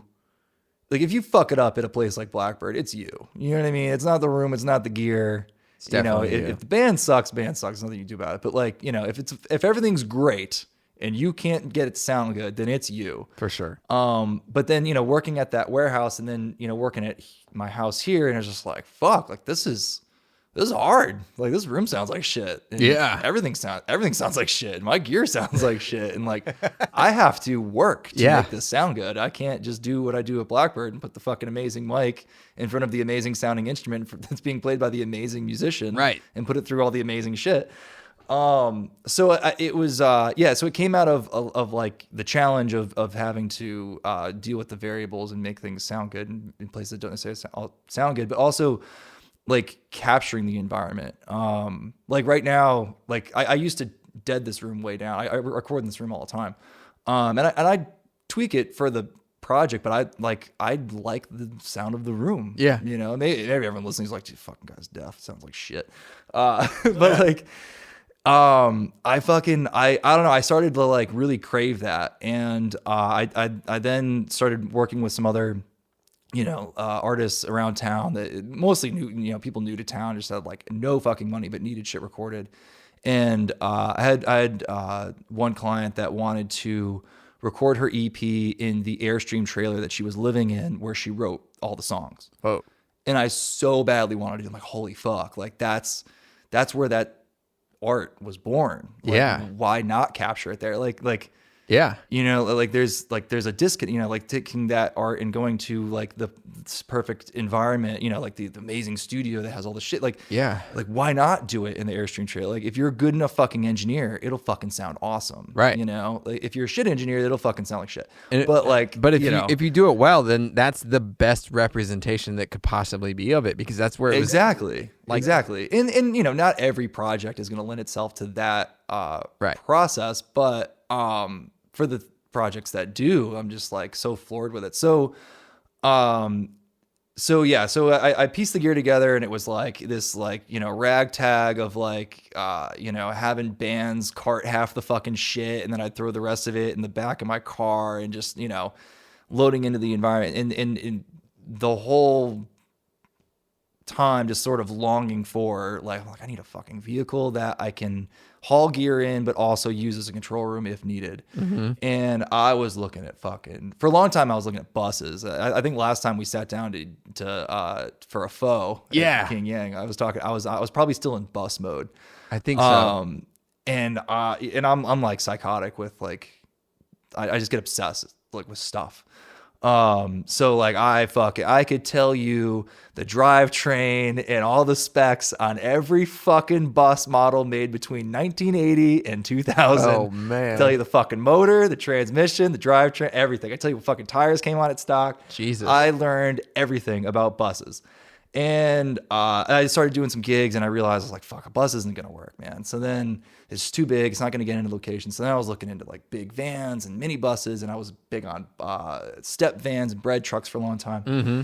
And this went on for fucking years, man. I just like was like constantly Craigslist, Facebook Marketplace, eBay, looking at fucking vehicles and figuring things out. And then right before it was like right around Thanksgiving, maybe, I was about to buy a utility trailer, like the smallest utility trailer I can get. Yeah. Even with my pickup truck, like my towing capacity was roughly 2,000 pounds. Mm-hmm. I'm like it's not a lot. So I went to the length of I went and looked at trailers, and I figured out the dimensions, and I like taped out an area where I'm sitting right now. Yeah. And I taped out the area and like put all my gear in it to see like how control would work in that environment. And then I realized like the weight might be a problem. So I bought like one of those like big scales, like the big square ones that sit on the floor. Oh shit. And I weighed all my gear and realized that like I was way overweight between the weight of the trailer and weight of the gear. Right. And I was gonna be fucked there. Like, so my gear's roughly, everything is like 1,700 pounds. Oh shit. So I know, fucking shit's heavy. Way heavier than I ever fucked. I was like 1,000 pounds at the most. Yeah. So then I was like, fuck. I'm like back to looking at vehicles again. So I fucking gave up. I was like, fuck it. I'm just gonna work out of the house for now. I'm like, Blackbird's been keeping me busy. I'm just gonna give up on this for a while. I can't afford anything. I can't figure this out. And then I was on Facebook Marketplace, and I met Earl. So I'll have to edit in like a picture of it. Yes. So I bought a 1985 K30 Chevy truck, and it's not just any K30. It is a CUCV M1010, also known as a CUCV. And what this is it's a military ambulance. Fuck yeah. Yeah. So it's got a big old 6.2 diesel. Shit. Yeah. It's got a Detroit locker in the rear, a 208 transfer case, and a Dana 60 up front. It's got 4-wheel drive. It'll go anywhere. It's fucking crazy. It's crazy. When I went to test drive it, like I pulled up and I saw it, and it's just the most aggressive looking fucking thing. And I was like, oh shit. And it's fucked. Don't get me wrong. It's an old truck. It's only got 12,000 miles on it. It fucking sat. A lot of those CUCVs that were National Guard vehicles, they mostly just like got driven around the bases that they were at. Right. And then this one sat since 2004. So yeah, so it's super low mileage, but it was like left outside for its entire life. So it is. You got to just replace like a lot of shit. Everything. Yeah. All the old truck stuff, new interior, new windshield, all new seals, doors got to be rebuilt. It has a 24-volt NATO compliant electrical system that is the worst thing devised by man. So it needs like an entirely new electrical system, new harness. But it's fine. I love doing that shit. So it's totally cool. But dude, it's like, it's so the box on the back, the ambulance part, it's accessible from the cab. There's a little sliding door in between the two front seats that you can sneak into. Fuck yeah. And it's got barn doors in the rear. And then the box is, it's just shy of 9 feet long, and it's 6 feet 3 inches wide, and is 5 feet. It's like 5'5". It's almost 5'6". So you can't quite stand up in it. Yeah. But my studio fits in it perfectly. I taped it out on the floor here. I put my gear in it, and it's actually slightly larger than I had my gear set up before. That's awesome. Yeah. So the idea is, I just want to fucking be able to offer that service to people and just be like, yeah, if you want to fucking do your record in a cabin in Alaska, let's fucking go. Like, we're good. As of now, I need shore power. But since day one of designing this mobile rig, amp draw has always been, on the mind. So like everything right now, I'm like well under I think I'm like around like 10 amps. It's pretty low. Okay. I could run the shit on the fucking space shuttle. But and the thing is like back when I was like in bus mode, I never thought about being in a situation that didn't have like shore power, but with this vehicle having the capability that it does, now I'm like, oh fuck, I got to figure out how to get this shit on like solar and battery. Like I want to be able to like be off grid. That would be so fucking sick.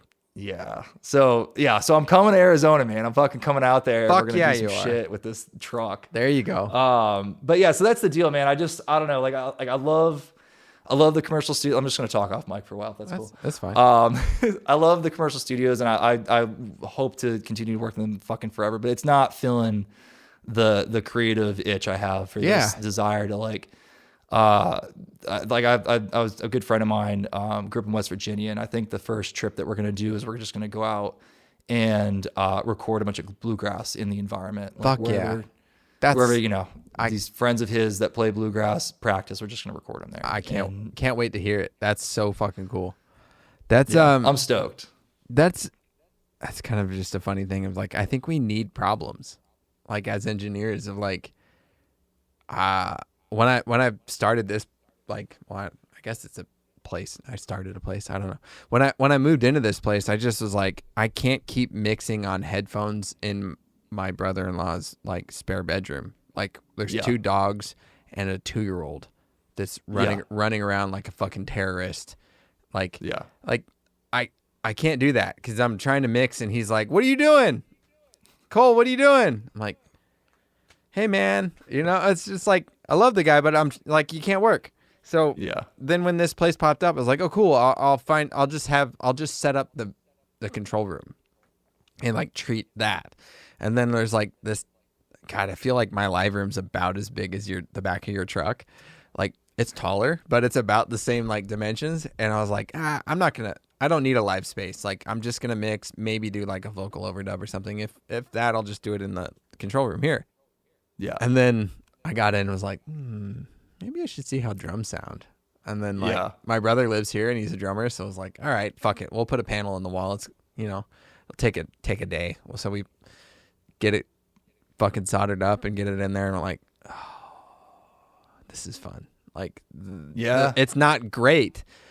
Like the rooms, I'm in an old garage. I'm in an old meth addict's garage, basically, is what my studio is. It's like a big square that they built a tiny room that wasn't really insulated. I had to blow insulation into and treat it. And oh wow, dude, such a nightmare, folks. For those of you listening, blowing in insulation is a 2-person job. Don't do it by yourself. I tried to cut a hole in the top and shove the tube in and then blow insulation down, right? Yeah. Makes sense. Well, so I get the tube in, I cut the hole, I blow, like put the tube in. I got to go over to the machine and like kick it on, and then it like chops up the insulation and blows it in. Well, as soon as it starts blowing, it blows out of the fucking wall and starts blowing insulation all around the fucking studio. It looked like Vesuvius went off. It was just raining ash in the studio. I was like, dude, I was raging. It was hilarious, but we're done. But I feel that same drive that you describe of like, I've been in good studios. It's like, it's great, but it's kind of fun to suck too. Like, the drum room's not great here, but I get good sounds. Like, you work for it. And I don't have that much. I don't have any gear. I have an Apollo. That's all I use. But, dude, and like that's the thing. Like, if you can fucking do that, then you're a fucking good engineer. Like that's the hope. I mean, maybe like you can't like I was saying earlier, it's like like walking into these like purpose-built rooms with all the like the amazing shit or whatever. It's like, like if you're really fucking bad, you could definitely fuck that up. But like, it's kind of hard to fuck that up. It is hard to fuck up. You gotta almost try to fuck it up. Yeah. Dude, you're going to walk away, at the very least, you're going to walk away with something that's very usable and can be manipulated into awesomeness. Usable by somebody that's a black belt, for sure. And I mean, I've made a lot of those, for sure. Andrew Sheps has saved my ass a lot of times. And it allowed me to keep my job long enough to get good at it. But Actually, today I got a track that was recorded at a studio that's been in town here since I moved to Nashville. But like, it's a well-known space, and I open it up. I'm like, oh, all your drums are out of phase. That's fun. No wonder it sounds like this. And like, I flip between like my mix to their mix, and I'm not saying my mix is particularly stellar, but just flipping to like their rough mix, you're like, oh wow, that's what it's supposed to like. It's totally different. It's like, you guys, maybe it's a complacency thing of like, you've been here for so long and you just have gone smell blind. And that's the thing, like so many people, they come in, like a lot of people like want to show off things that they did, like oh yeah, like did this, keep in mind I did this at my house, and and they play it and it sounds fucking awesome. You're like, man, even if it sounded half as good as that, it would still be impressive, really fucking impressive, because recording in these environments that aren't purpose built, like it's not fucking easy. It's tough. Like sometimes it is, you get lucky and like everything fucking, stars align, but like, you got to work for that shit. And I don't know, like that gets me fucking jacked up. Like, I remember like the first time I recorded here, it sounded like okay. And I was like so excited. Like, oh my God, this is gonna be great. Yeah. You're like, I can make this work. That was the sense I had when I had my brother play drums here. It was like, oh, we can dial this in. It's like, it might not sound great now, but 6 months from now, are you kidding me? Like, my little drum room kicks the shit out of the drums that I just got the other day. I'm like, you have a purpose-built studio that's been here. I have a fucking garage. Like, hey, man, like, I've got some hope here. So, I love that shit. That's the shit that fires me up, too. I'm so excited to see what you do with that fucking thing. Really. Yeah, dude, it's gonna be good, man. And like I said, like my goal is, and that was the other thing too, like looking for the vehicle was like, the biggest thing was like bulletproof. That's the biggest hurdle with this one right now. It's like everything mechanically is like ridiculously bulletproof. It's fucking crazy. That thing is like built for war, man. Overbuilt. Like, it's like I was working on it today, just like as much as I love how insanely bulletproof it is, like I was like ripping like the benches out of like the back to like gut the back or whatever, and it's just built too well. It's really hard to disassemble. It's like everything's like riveted in with like a million rivets and all this shit. Fucking overbuilt. But like all the truck shit, it's just a fucking big old square body, man. So it's like other than like, so like the electrical thing, like that's the biggest thing right now, because I want to be able to like just jump in and drive to Arizona or drive to fucking Oregon and just go and like like. There's no dumb fucking proposal. If someone wants to record their record in a fucking corn silo in Nebraska, we're going to make that shit sound fucking awesome. Hell yeah. I love it. So that's the dream. So I'm going to move to some rapid fire questions. You're familiar if you've listened. I'm very familiar. Okay. Shit. Now I have like pressure. You've heard like fucking everything now. I've heard them and thought about my answers. Okay. So, all right. Well, then best 80s or 90s action movie. I don't have an answer to that one because I don't. You don't like them. I remember you and Lowell used to laugh at me because like I never knew what the fuck you guys were talking about. Okay. Well, all right. I forgot. Yeah. You're not a movie guy. Yeah. I love movies. I just haven't seen all the good ones apparently. Like I've never seen Star Wars and people give me so much shit. I know. Or Indiana Jones. Oh, that's right. Yeah, I've never seen any. Yeah, the fuck, man. Yeah, I know. Or Lord of the Rings. Oh. But I do, as far as like 80s, I do really dig Terminator. Terminator is just ridiculously, terribly good. It's so good. My favorite scene in that. I forget the context, but Arnold is like he's in the apartment of somebody that like he's taken over. He's like he killed them, so he's like. Just kind of, I think he's sewing himself up, and somebody's banging on the door, and they're like, "Hey man, you got a dead cat in there or something?" Because like his stinky, and he just goes, "Fuck you, asshole." It's like, what? Do you remember in the Jakir session? Get to the chamber now. Get to the chamber. Dude, there's so many Arnold fucking things. I mean, I love that. I live for that shit. God. Favorite session meal? This is a new one. It's a fucking great question. Okay. Not man. Prince's. No, I'm not into the hot chicken thing. It's okay, but Baja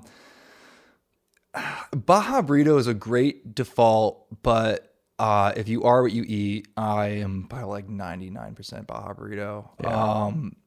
But like, man, I get down with some Thai food, man. Okay, so here's my here's my favorite session meal. So one of my favorite clients to work with is the Mavericks.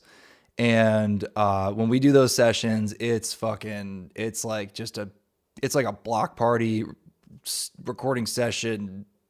Awesome. It's like, you know, everyone's family stops by, and it's a big fucking community, and it's just so fun. And the session meals are very much a part of it. And what we will normally do is like, it's just a big family style of whatever. And oftentimes it's back to Cuba, which is awesome, but we'll sometimes do Thai from wherever, and we'll just order a bunch of different shit. And what I've been doing is I just call it the awesome bowl, and I'll get the biggest bowl I can find in like the A kitchen. Yes. And I'll put a bunch of like massaman curry in the bottom. Okay. And then like drunken noodles on top of that. Okay. And then pad thai on top of that. Ooh. And then whatever other curry they have on top of that, and then I'll mix it all together.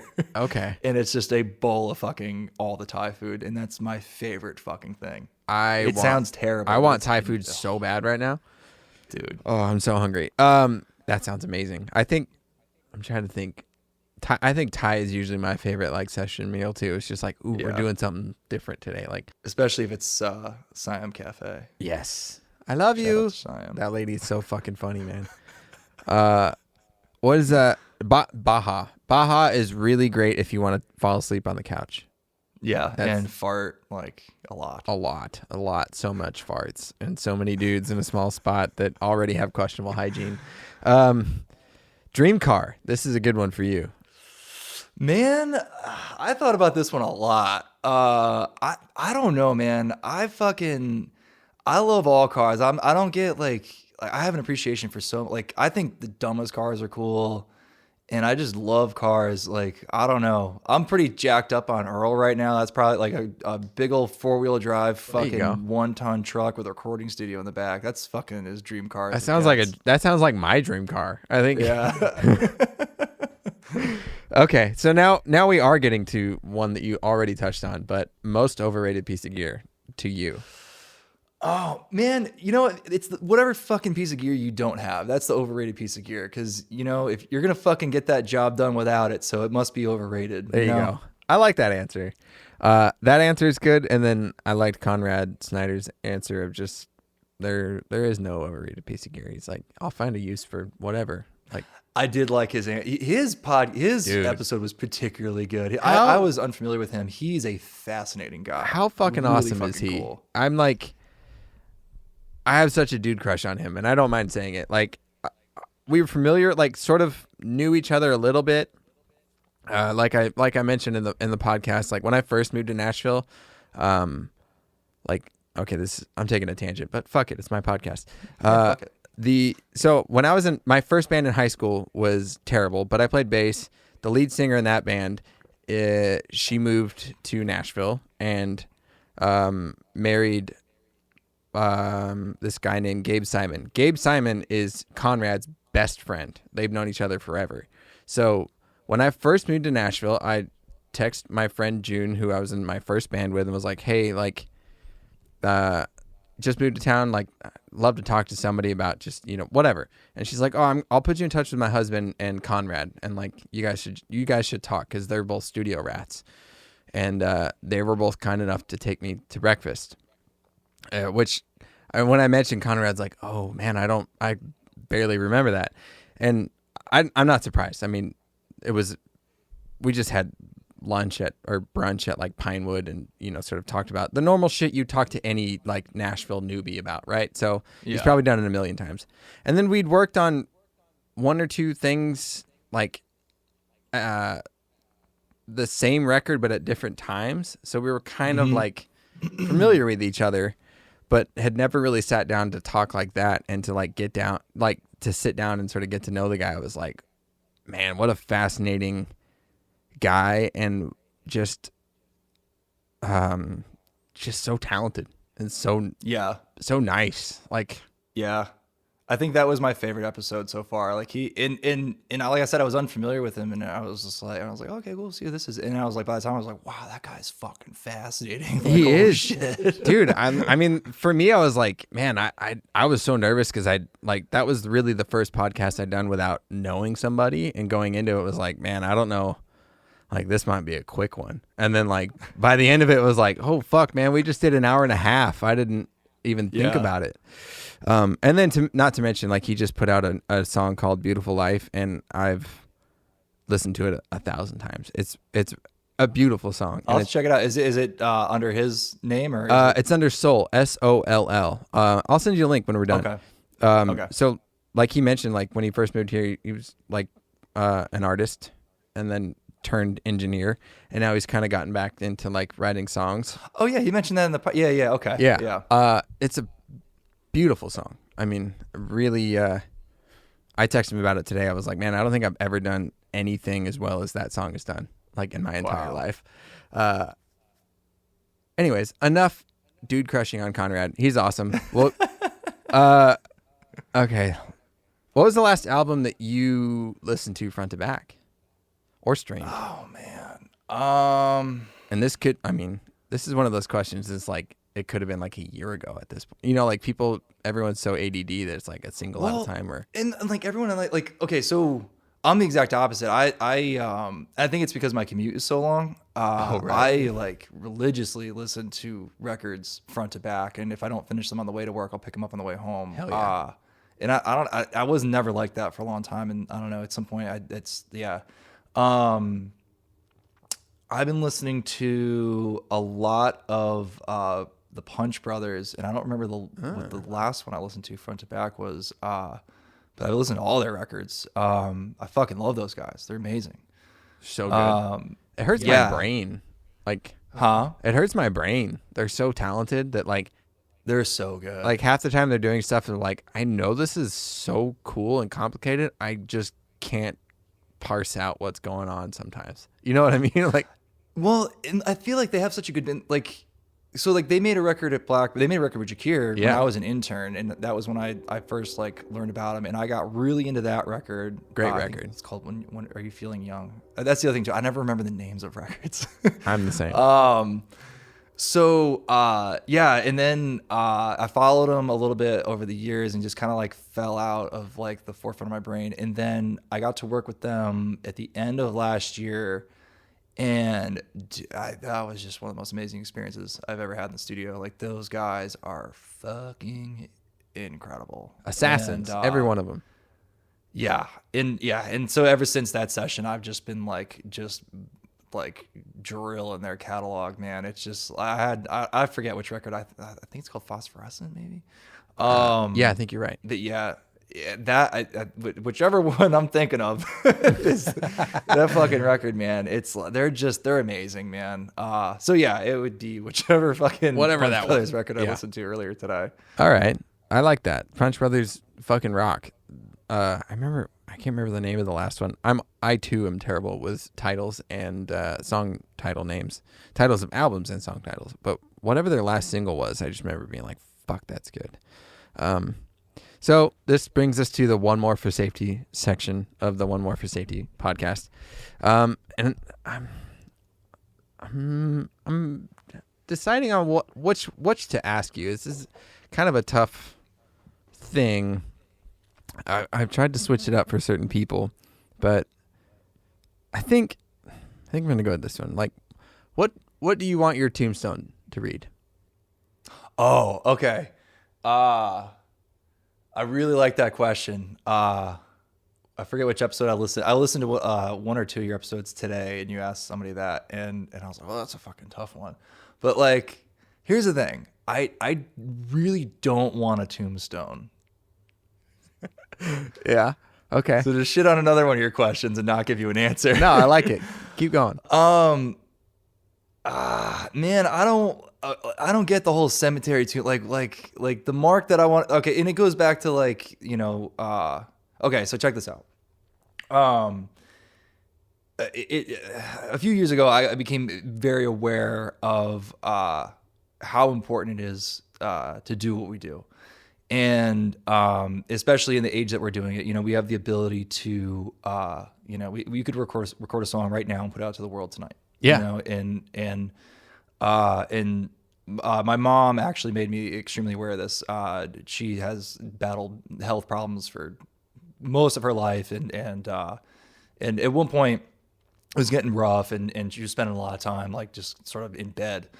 And, total fucking music nerd. My mom is more into music than I could ever imagine it to be. Like, she's just, that's her thing. Mm-hmm. And we don't necessarily see eye to eye on a lot of musical taste stuff. Well, most of it we do, but there's some shit that she's into. I'm just like, I don't fucking get it. Right. And so anyway, this was like, I was on some session or whatever, and I was just not having a great day. And like I said, it was like kind of one of those situations I had to like go in my head and be like, all right, man, like fucking, you can bitch about this, or you can fucking, enjoy it. It was one of those situations. And my mom texted me, she's like, oh, what's going on today? And I'm like, oh, I'm working on some fucking bullshit. And like, typical this, that, and the other.